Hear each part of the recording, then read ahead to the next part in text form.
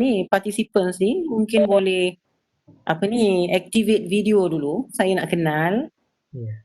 Lepas tu harapnya diorang dah dimaklumkan yang diorang akan membaca lah sedikit yang ada ni lah yang berdaftar dengan Mio lah, yang macam audit tu ada kawan-kawan saya seorang dua tu, tak apalah, tak ada masalah. Sahabat saya seorang dua tu. Ni yang adik-adik yang daripada Uniza ni, saya perlukan mereka membaca teks lah sedikit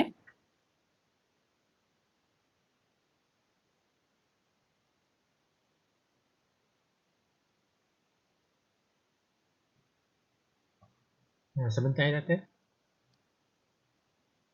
Macam mana? Saya tak berapa dengar. Mungkin boleh maklumkan pada diorang sekali lagi ke? Silaman. Suara saya jelas tak? Suara Doktor jelas? Okey. Adakah ini semua yang ada atau macam mana? Kita dah nak mula ke? Tapi sebelum mula memang saya nak kenal dululah Ya, Doktor. Ya.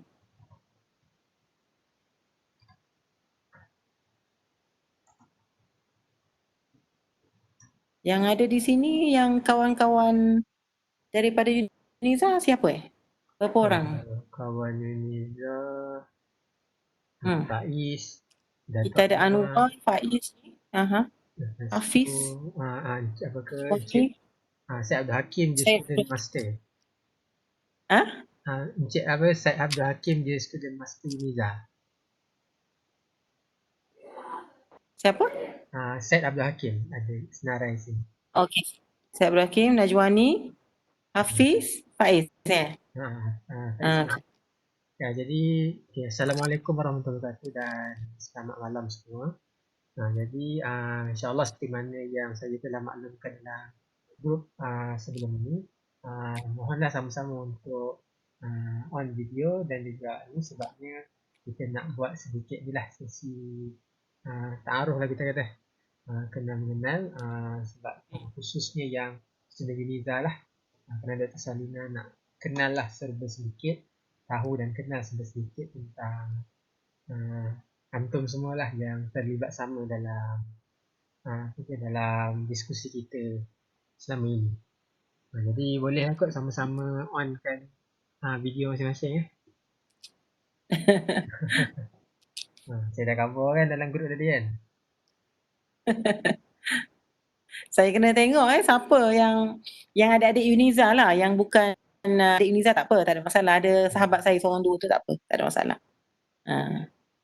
Yang okey, yang ni adik Anwar Yang ni Anwar. Okey. Okey, Faiz, Okey, Anwar dulu boleh ni tak? Boleh cerita sikit tak background? Mungkin 1 minit. Itu Najwani okey. Malam ni kena on video lah dulu Boleh? Lepas pada ni tak apalah. Sebab malam ni kita nak baca sikit teks, saya nak dengar bacaan masing-masing. Boleh? Okey, Hafiz siapa Hafiz? Okey, tak apa. Saya rasa sebelum ni ada seorang lagi lah. Itu saya minta senarai pada Mio, nanti Mio bagi Kalau ikutkan dengan grup ni doktor ada 12 orang. Sebenarnya kadang-kadang tu kalau ikutkan dalam grup yang saya ada buat ni, kami ada buat ni, ada 12 orang. Tapi barangkali ada beberapa yang ada komitmen lain ke malam ni lah. Okey, tak apa. Kalau macam tu okey, mungkin kita mula dengan Anwar dulu. Boleh cerita sikit tak? Mungkin 1 minit, 1 minit setengah je. Duduk kat mana sekarang ni kan? Baru habis belajar ke? Assalamualaikum. Boleh dengar tak? Dengar. Nama saya Anwar bin Datuk Widin. Sekarang masih belajar lagi di Uniza. Kos Usuluddin Counselling. Usuluddin dan Counselling, okey. Usuluddin dan Counselling. Tahun berapa? 7. Tahun akhir dah. Ya. Saya asal dari Sabah. Daripada Sabah. Jadi sekarang ni berada di Sabah atau berada di Uniza? Sekarang?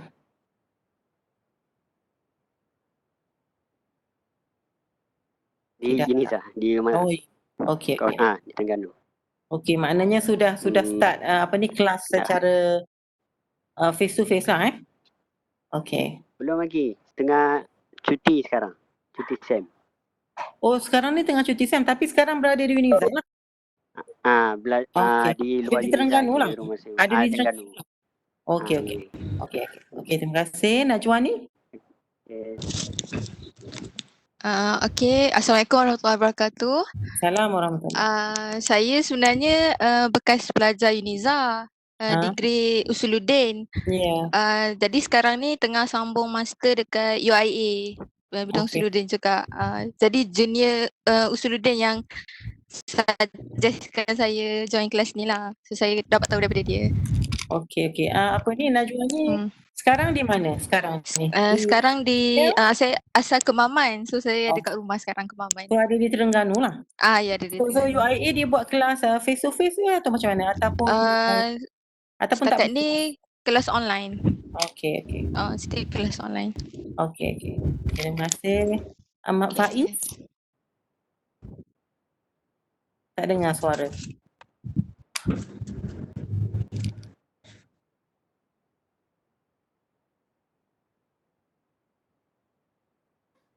Saya tak dengar.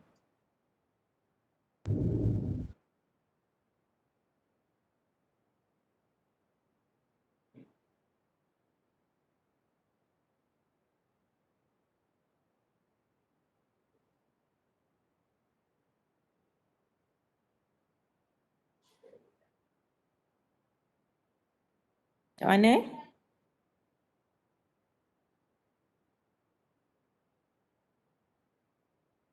Nio, macam mana? Okey. Okey, tak apa. Okey, kalau macam tu Ahmad Faiz mungkin okey saya akan berkenalan secara khusus lah lepas ni Okey, mungkin boleh kenal ni adik Said Ahmad Abdul Hakim. Ya. Saya Syed Abdul Hakim. Dulu tahun 2012-2014 lepasan diploma Uniza dulu. Kemudian 2015 hingga 2019 saya sambung di Jordan. Dan currently as research assistant lah di Uniza. Tapi dah nak habis dah. Ya. Cuma insyaAllah kalau ada peluang nak sambung di Uniza juga insyaAllah dalam bidang peradaban Islam. Ya. Sedikit insyaAllah. Ya. Okey. Jadi sekarang ni berada dekat mana? Dekat Terengganu lah sebab bekerja. Ya. Okey, jadi kalau saya tengok keadaan Syed Abdul Hakim tu mungkin yang boleh membaca malam ni sedikit mungkin Anwar dengan Najwani dan Mio lah. Betul.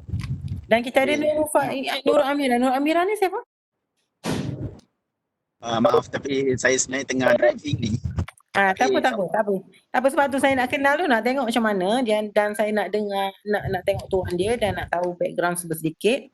Jadi saya boleh tahu kat mana saya nak accelerate, kat mana saya nak slow, kat mana saya nak tambah ataupun kurang ataupun macam mana Okey, yang last tadi kita tengok ada Nur Amira tu siapa Ada berdaftar dengan Mio ataupun sahabat saya?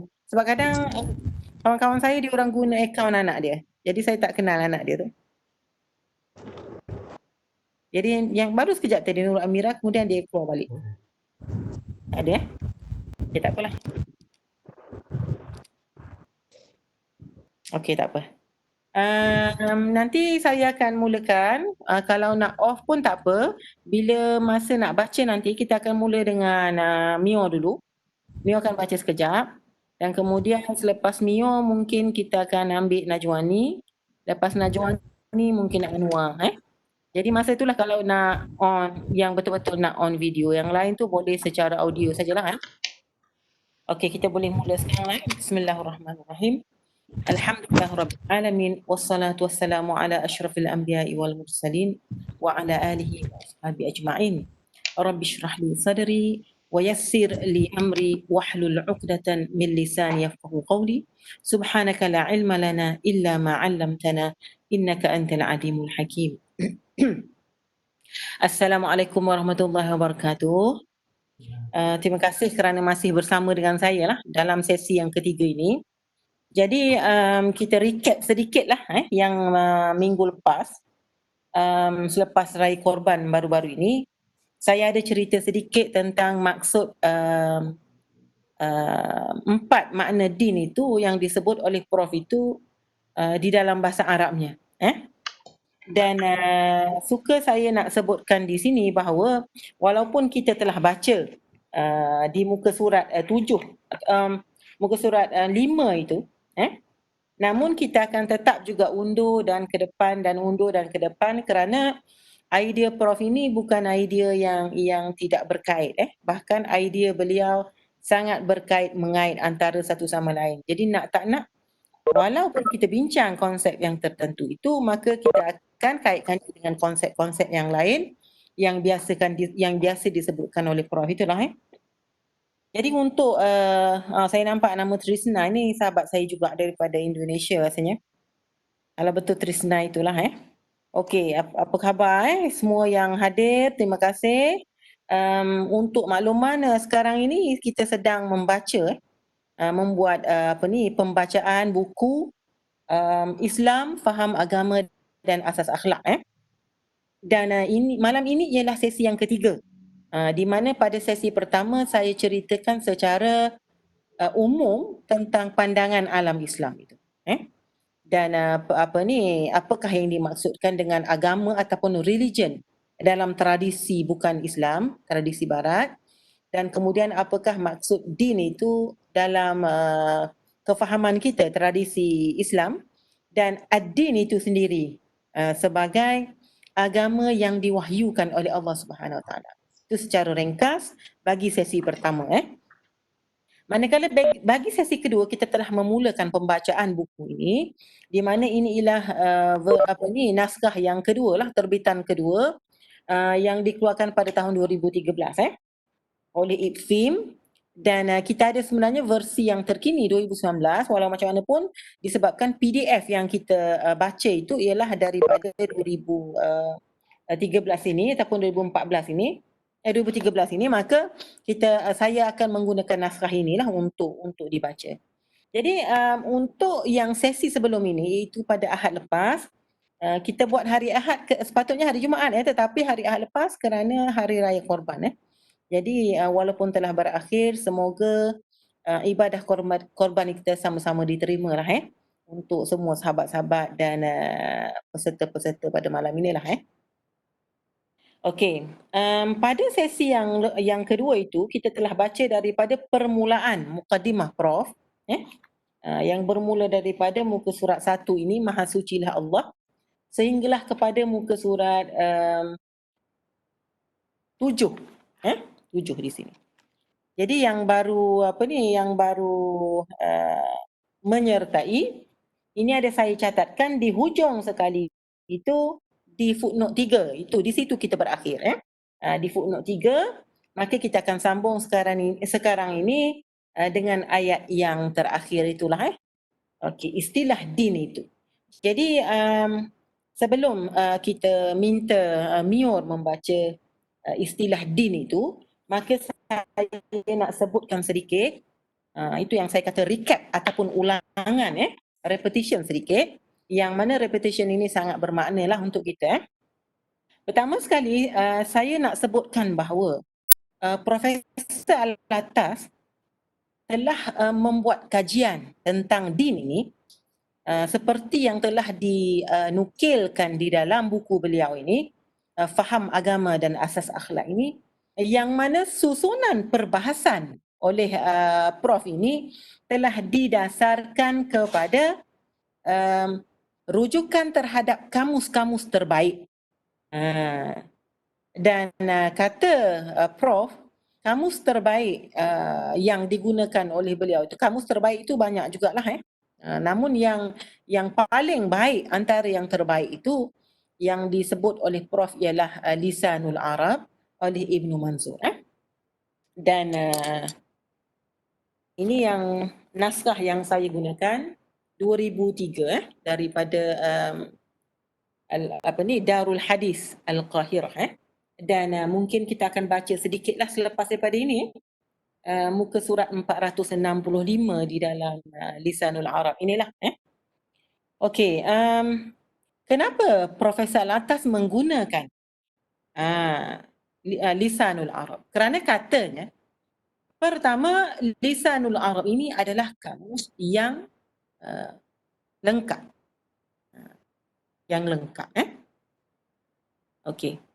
Maksudnya banyak perkataan-perkataan yang penting di dalam tradisi keilmuan Islam itu boleh kita dapat dan boleh kita buat kajian yang mendalam melalui Lisanul Arab ini sahaja, dan kadang-kadang tanpa perlu merujuk kepada kitab-kitab sejarah, buku-buku sejarah, kerana sudah dijelaskan oleh Ibnu Manzur di dalam Lisanul Arab ini. Yang kedua, kata Prof, Lisanul Arab ini mempunyai banyak makna dan tafsiran dia. Bahkan oleh kerana bahasa Arab itu sendiri pun adalah bahasa yang kaya. Maka kenalah dengan Lisanul Arab ini, iaitu lidah orang Arab. Lidah orang Arab. Lisanul Arab maknanya lidah orang Arab. Maknanya bagaimana orang Arab menggunakan perkataan-perkataan ini yang ada di dalam kitab Lisanul Arab ini. Jadi segala makna dan tafsiran yang sepatutnya kita tahu maka disertakan oleh dan disusun dengan lengkap oleh Imam Ibnu Manzur. Okey. Seterusnya, penggunaan kata oleh orang Arab dijelaskan oleh Ibnu Manzur di dalam Lisanul Arab ini meliputi pertama, penggunaan oleh para nahwiyun, iaitu grammarian ataupun ahli-ahli nahwu ataupun pakar-pakar tata bahasa Arab. Itu satu. Kena ingat. Yang kedua, Ibnu Manzur telah menyebutkan ataupun menyenaraikan perkataan-perkataan yang digunakan oleh mutakallimun, ataupun memasukkan bukan sahaja penggunaan oleh para nahwiyun, bahkan para mutakallimun. Mutakallimun ahli kalam. Alim ulama dalam tradisi kita yang mahir dalam bidang kalam, bidang usuluddin, bidang akidah, bidang perbahasan-perbahasan tentang ketuhanan. Begitu. Dan kemudian penggunaan katanya juga yang dimasukkan di dalam kamus ini ialah oleh para ahli sufi. Dijelaskan, dimasukkan, dan disenaraikan serta diterjemahkan serta dipanjang lebarkan. Kalau nak gunakan istilah tu. Istilah saya lah tu. Ditafsir, disyarahkan. Disenaraikan, disusun dengan tertib dan kemudian disyarahkan oleh Ibnu Manzur. Okey. Dan yang keempat, oleh para fuqaha juga. Jadi penggunaan perkataan-perkataan oleh para nahwiyun, mutakallimun, sufi, ahli sufi dan fuqaha ini sangat memberi kejelasan makna kepada kita untuk ahli akademik, untuk para research fellow, untuk para pelajar, untuk para pensyarah, untuk para guru-guru dan mereka yang ingin mendalami konsep-konsep tertentu dalam Islam ini. Okey, ahlan wa sahlan yang baru masuk tu, ahlan wa sahlan wa marhaban bikum. Dan yang keempat, Lisanul Arab ini mengetengahkan contoh-contoh perkataan yang digunakan itu di dalam syair-syair jahili. Jadi sebab itulah ia komprehensif, ia lengkap. Jadi Prof memang banyak merujuk Lisanul Arab ini. Dan katanya lagi Lisanul Arab ini adalah satu kamus yang sangat tepatlah, padat, dan rare, susah kita nak jumpa. Terutama pada zaman sekarang ini. Dan peranan Profesor Alatas ialah beliau mengetengahkan masterpiece seumpama ini ataupun kitab-kitab yang hebat seumpama ini ke khalayak academician seperti kita ini ataupun mereka yang berminat untuk mengetahui seperti kita ini. Supaya kita gali, supaya kita excavate, supaya kita nilai dan supaya kita ambil faedah daripadanya, istifadah. Okey, itu.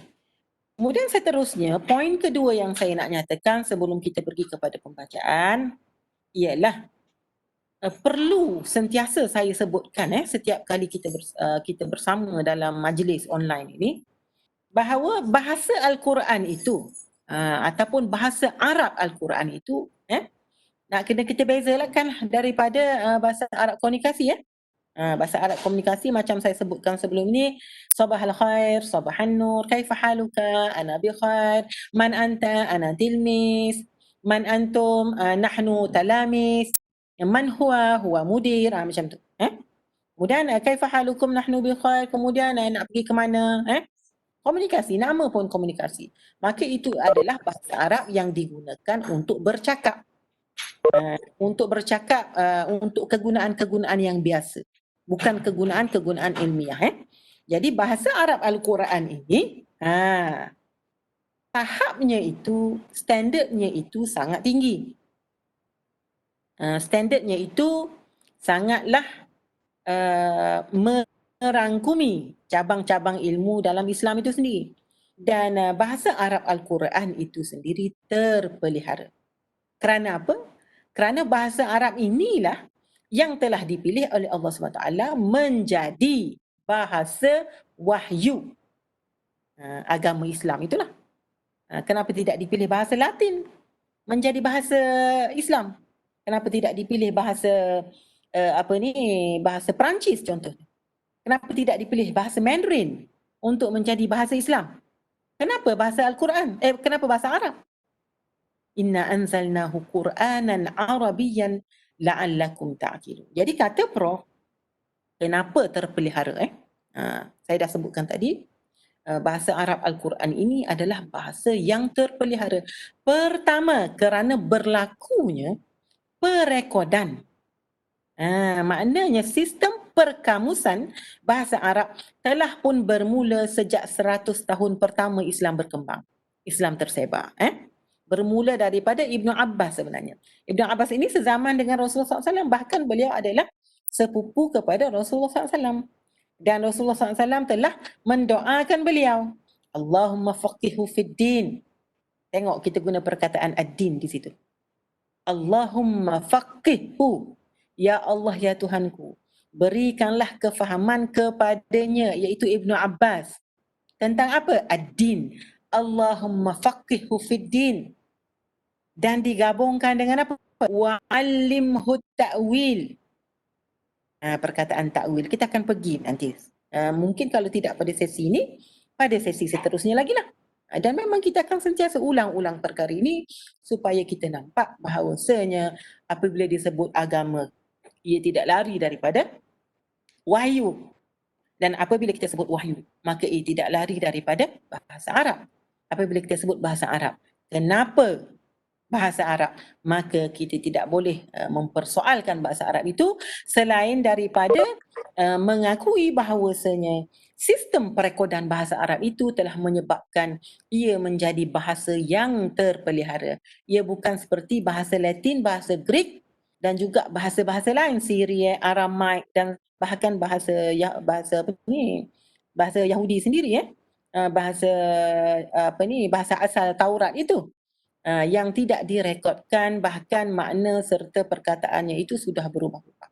Dan Prof memberi satu saja contoh yang sangat penting, iaitu perkataan Muhammad itu sendiri telah dieja selama 1400 tahun sama. Tidak ada perubahan. Mim, ha, mim, dal. Itu sudah cukup untuk membuktikan bahawa bahasa Arab itu sendiri memang tidak ada melalui perubahan. Makna ataupun lafaznya itu. Lafaznya itu. Itu satu. Dan saya nak tambah sikit perkataan din. Perkataan din itu sendiri, dal, ya, nun pun tidak berubah sejak 1400 tahun dahulu, sejak Al-Quran mula-mula diturunkan. Itulah perkara dan itulah konsep dan itulah sebutan lafaznya dan maknanya yang telah sama-sama kita faham daripada dulu sampai sekarang. Dan kita akan cuba pertahankan sebaik mungkin, tidak akan ada perubahan di dalam apa yang kita faham ini sehinggalah ke hari akhirat. Itu kita akan cuba pertahankan setakat mana yang kita mampu dan insya-Allah Allah akan bantu kita. Allah akan bantu umat Islam ini menyebarkan agamanya dengan cara apa? Dengan cara ini. Kefahaman tentang apa yang Rasulullah SAW telah sebarkan sejak 1400 tahun dahulu dan diteruskan dengan kefahaman yang sama. Tidak ada kefahaman yang berbeza, kefahaman yang sama. Cuma jika ada sedikit perubahan kerana masalah-masalah kekeliruan, maka itulah lahirnya ulama-ulama yang hebat yang dihantar oleh Allah SWT seperti Profesor Al-Atas sendiri kan. Dan juga yang mereka yang sebelum untuk meneruskan tradisi Rasulullah SAW ini. Sunnah Rasulullah SAW ini. Okey. Dan Profesor Al-Atas memberi contoh kalau mim ha mim dal itu Muhammad, perkataan Muhammad itu dieja dalam Latin, dieja dalam Romanized version akan ada dekat 10 ejaan ada Muhammad, ada Muhammad, ada Muhammad, ada MUHD kan. Ada Mehmet, MEHMET itu dah lain dah sebutan tu dah sedikit lain lah Dan kalau kita tidak berakal berumbi di dalam kefahaman tentang siapa itu Muhammad yang kita ambil namanya itu, maka sudah tentulah orang Turki akan kata orang Melayu ni lain Muhammad mana ni, yang ni akan kata Mehmet apa dia ni. Yang orang kampung pula akan kata Mak apa dia ni. Begitu. Jadi itu contohlah tapi contoh yang sangat penting. Dan kemudian bahasa Arab Al-Quran ini pertama tadi terpelihara. Kenapa bahasa Arab Al-Quran? Masih lagi pada isu yang sama. Pertama terpelihara maksudnya itu. Sebab itulah dipilih sebagai bahasa wahyu. Yang kedua, akar katanya itu sangat menjadi unik kepada bahasa Arab. Akar kata bahasa Al-Quran itu menjadi suatu karakteristik ataupun sifat yang tertentu bagi bahasa Arab itu. Jadi nak senang ceritanya juga satu contoh yang diberi oleh Prof dan contoh yang sangat kemas iaitu Al-Quran ini menjadi sumber rujukan bagi tata bahasa Arab di mana terdapat 15 wazan bagi tasrif fa'il yang memang ada di dalam Al-Quran itu walaupun tidak diguna pakai secara keseluruhannya ataupun semua sekali oleh orang Arab sekarang pun ataupun pada waktu-waktu yang sebelum ini pun. Tetapi di dalam Al-Quran itu memang ada 15 tasrif fi'il itu. Jadi antara lain mungkin saya boleh sebut di sini. Fa'ala, af'ala, fa'ala, tafa'ala, tafa'ala, tafa'lala, fa'lala, if'alla, if'alla, istaf'ala, ifta'ala, dan 3 lagi lah. Jadi mungkin lain kali kita boleh bawakan contoh-contoh itu bagaimana Al-Quran ini menjadi penjaga ataupun sumber rujukan terpenting tertinggi untuk sistem nahwu, tasrif fi'il dan juga balaghah bahasa Arab itu sendiri Okey, dan itu satu itu isu yang kedua. Isu yang ketiga di sini ialah saya telah sebutkan bahawa Profesor Al-Atas telah menyusun 4 makna dasar ataupun kata dasar din iaitu kita telah baca pada minggu lepas, mungkin boleh tengok muka surat 5 itu.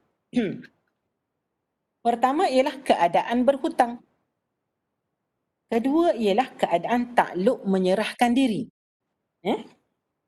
ketiga kuasa dan daya menghukum, dan keempat kecenderungan ataupun adat resam. Jadi saya katakan di sini selepas saya buat sedikit kajian semasa PhD saya. Jadi Profesor Al-Atas tidak menyatakan perkataan Arab itu apa. Jadi saya telah cuba sekadar kemampuan saya mengkaji lisanul Arab itu sendiri Maka saya datangkan 4 istilah Arabnya itu yang berada di dalam lisan Arab itu yang digunakan oleh Prof. Jadi Prof telah katakan bahawa dalam kajian beliau tentang din ini, beliau telah mengkaji Al-Quran dan hadis, kemudian tulisan ulama-ulama, dan kemudian kitab-kitab berupa kamus, dan juga buku-buku ta'rifat, ta'rifat ataupun leksikon lah, leksikon dalam bahasa Arab, dalam bahasa Inggerisnya itu.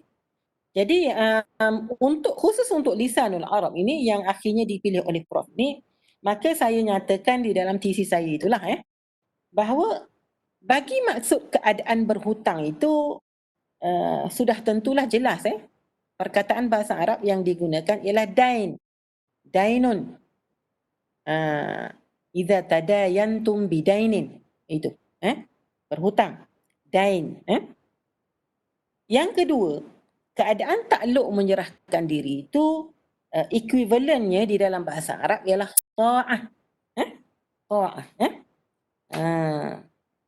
Dan ta'ah di sini, ta'ah di sini ialah, kalau saya boleh bacakan sedikit di sini, dalam lisan Arab, wad-dinu ta'ah wa qad dintuhu wa dintu lahu bimakna ata'tuhu.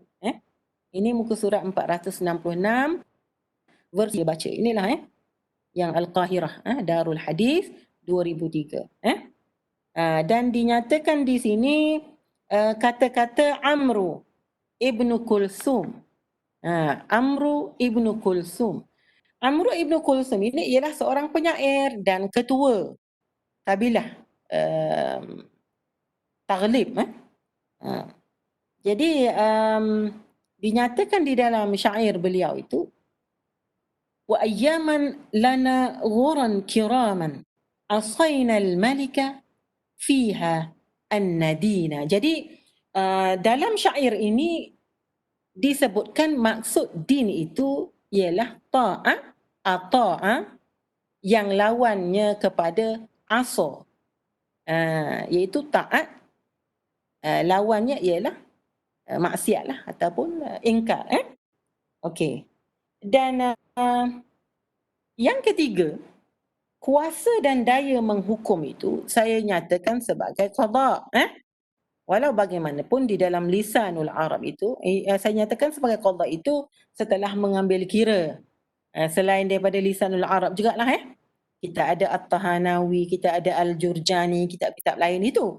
Maka saya melihat perkataan qada itu sesuai digunakan untuk menggantikan untuk menjadi equivalent kepada kuasa dan daya menghukum.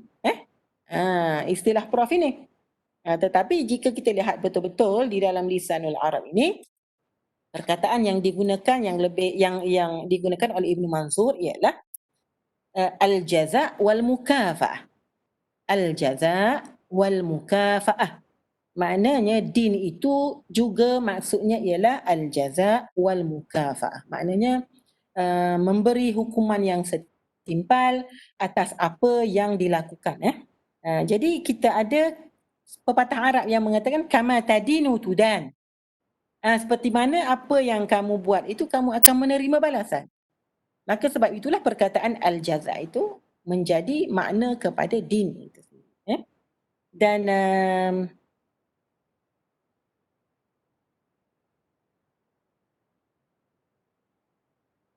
okey, dan yang keempat, kecenderungan kecenderungan daripada perkataan uwida.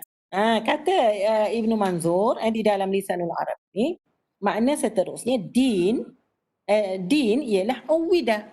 Dina maksudnya daripada dana, dina itu ialah fi'il dalam bentuk majhul. Fi'il dalam bentuk, kalau bahasa Melayu ialah dalam bentuk pasif. Pasif.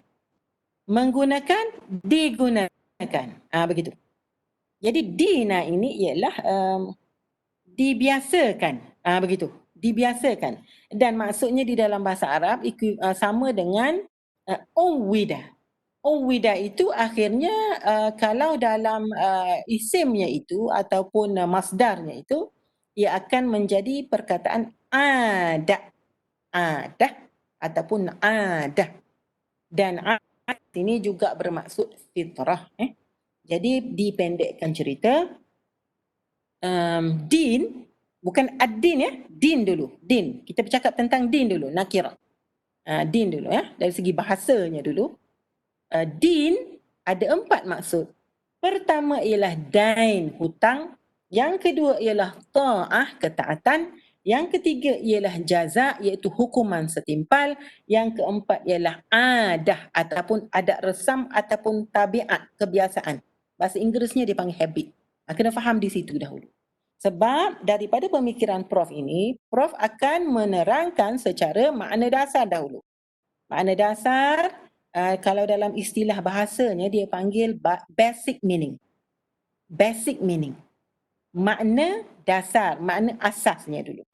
Dan kemudian Prof akan terangkan pula selepas kita faham basic meaning itu, relational meaning.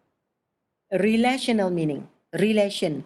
Makna yang berkait dengan konsep-konsep lain ataupun sesama sendiri. Maknanya kalau kita cerita tentang 4 perkara ini, maka ia berkait antara dain, ta'ah, jaza dan juga adah.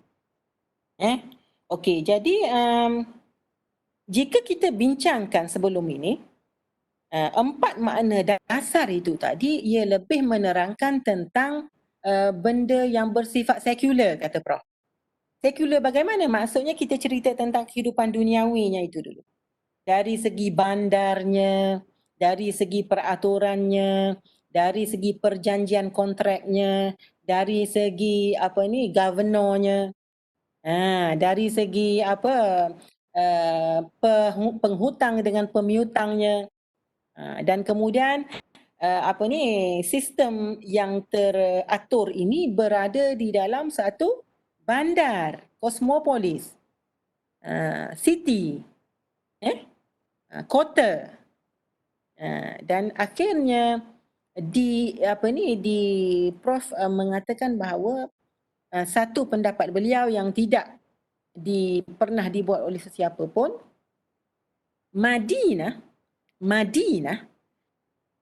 itu artinya ismul makan, tempat. Kalau dalam bahasa Arab dia panggil nama perkataan yang menunjukkan tempat. Madinah itu sendiri maksudnya ialah bandar, tempat di mana din itu dilaksanakan.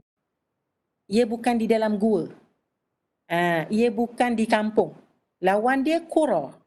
Qaryatun, lawannya qura. Bukan di kampung-kampung.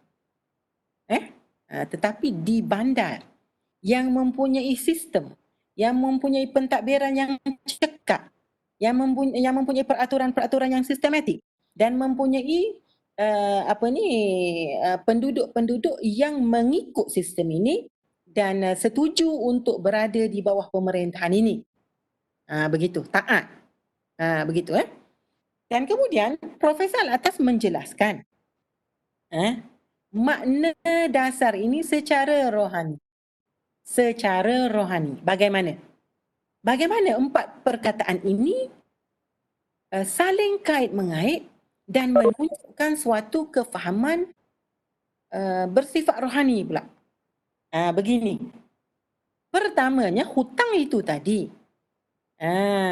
Hutang itu tadi, dain itu adalah hutang kewujudan manusia. Kewujudan manusia ini yang diciptakan oleh Allah SWT daripada tiada kepada ada. Dan oleh kerana manusia ini, insan ini tidak mempunyai apa-apa pun untuk dibayar kepada penciptanya itu, maka ia menyerahkan dirinya kepada Allah SWT untuk ia berkhidmat. Berkhidmat di sini bukan makan gaji. Bukan bekerja dan diberi gaji, tidak, tetapi menjadi hamba abdi. Menjadi hamba abdi kepada penciptanya itu. Menyerahkan, membuat pengabdian dan